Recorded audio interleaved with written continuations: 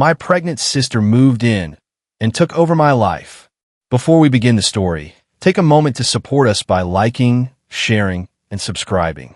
Your support means the world to our channel and helps us spread more shocking true stories to light. Now, let's get started. A family favor turns into a nightmare. I never thought letting my sister stay with me for a while would turn into this much drama. But here we are. I'm 26, and I live alone in a small 2-bedroom apartment. It's nothing fancy, but it's home. The second bedroom? That's my office.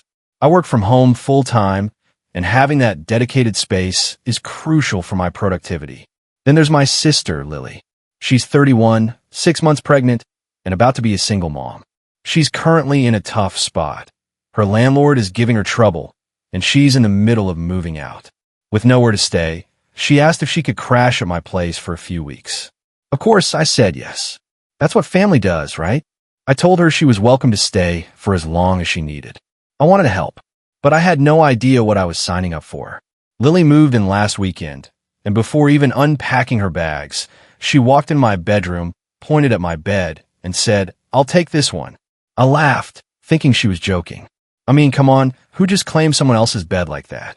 But later that night, as I was making sure she had everything she needed before bed, she brought it up again. She wasn't joking. She actually expected me to give up my own bed for her. She wanted my bed, but I wasn't giving in. I stared at her, waiting for her to laugh and say, "Just kidding." But she didn't. Instead, she stood there, arms crossed over her belly, looking at me like I was the crazy one. "I need the bigger bed," she said, her tone firm. "Since I got pregnant, I've had trouble sleeping. It's uncomfortable. I need space."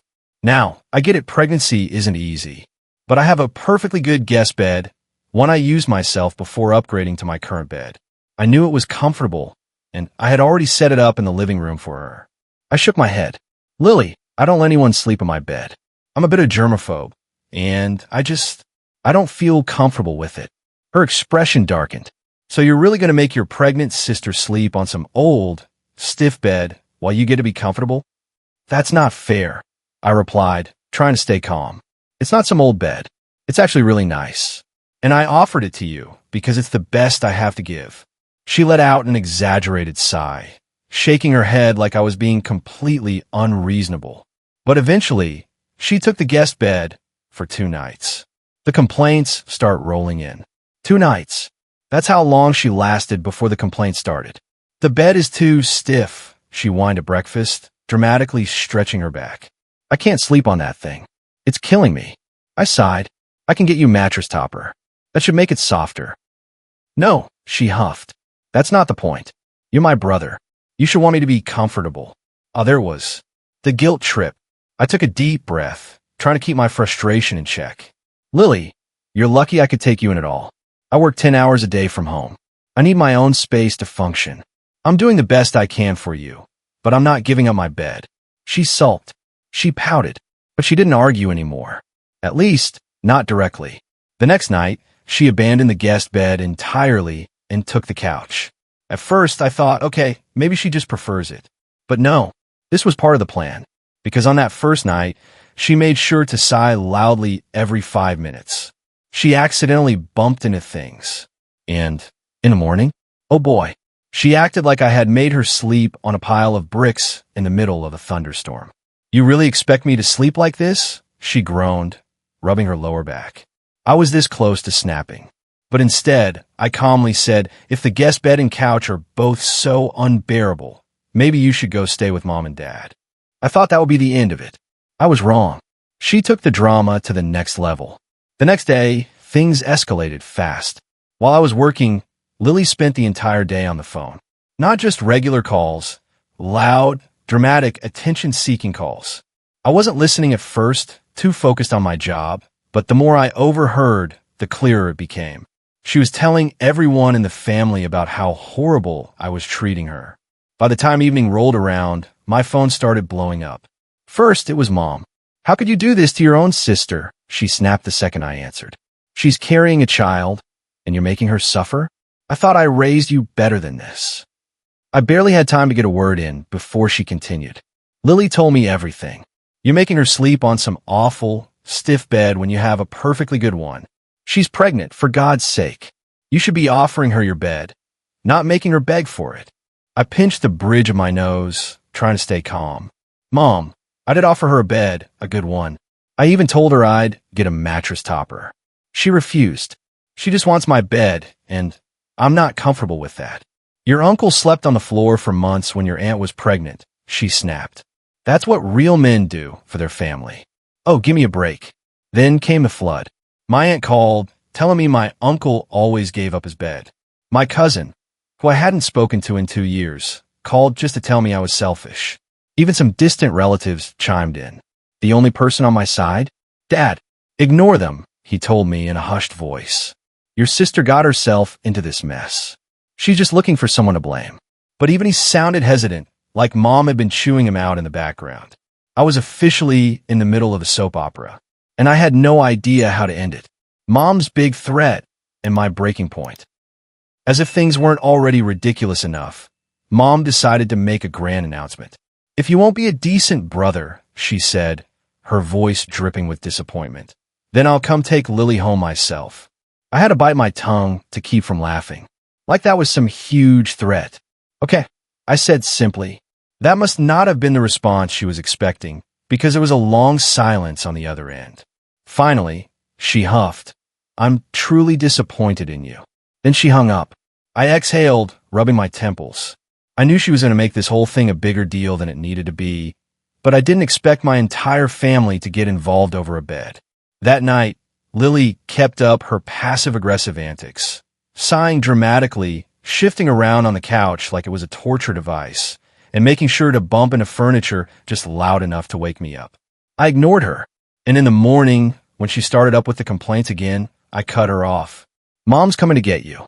She blinked. What? You don't like the guest bed. You don't like the couch. And apparently, I'm the worst brother in the world. So Mom is coming to get you. Her mouth opened and closed like a fish. She did not expect that. I wasn't playing her game anymore.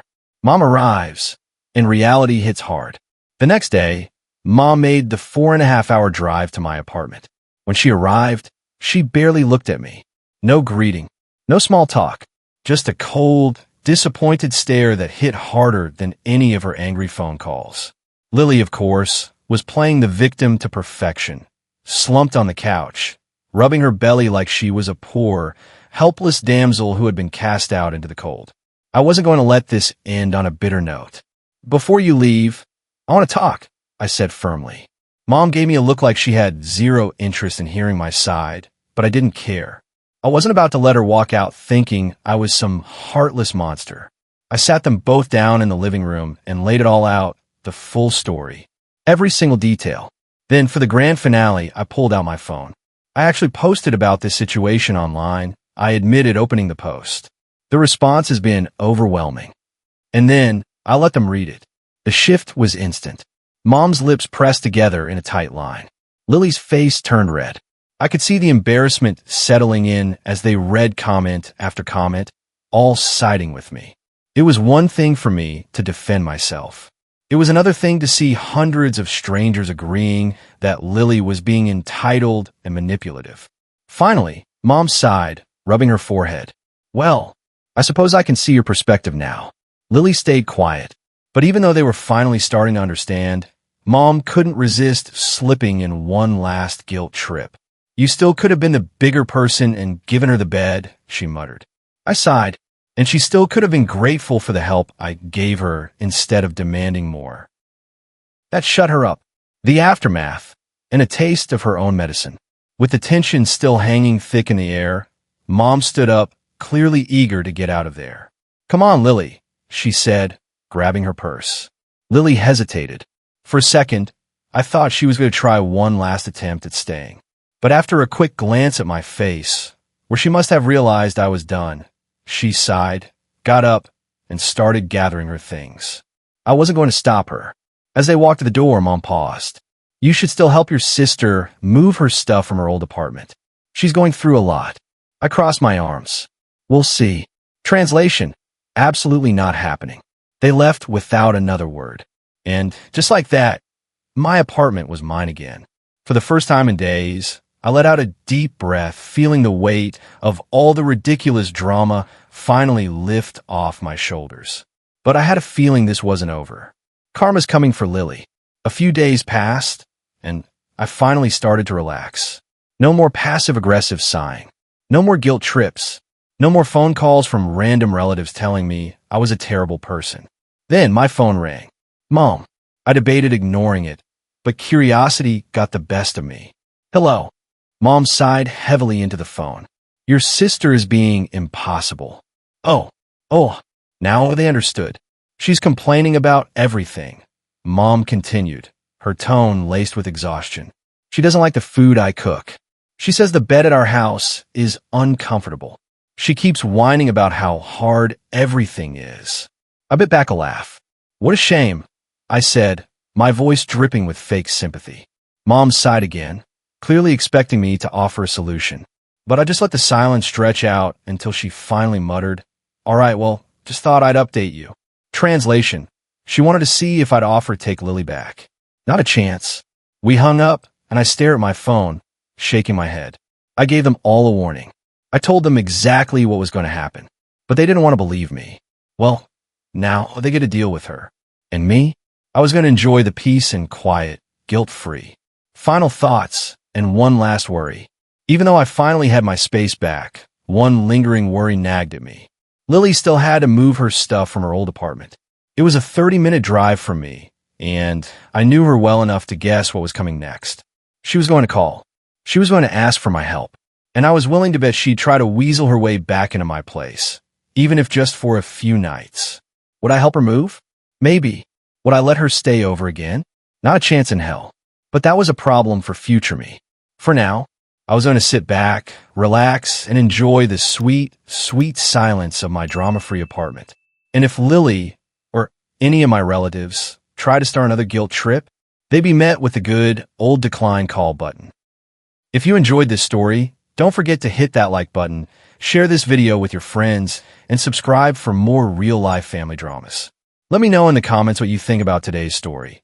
Was it fair or totally messed up? See you in the next one.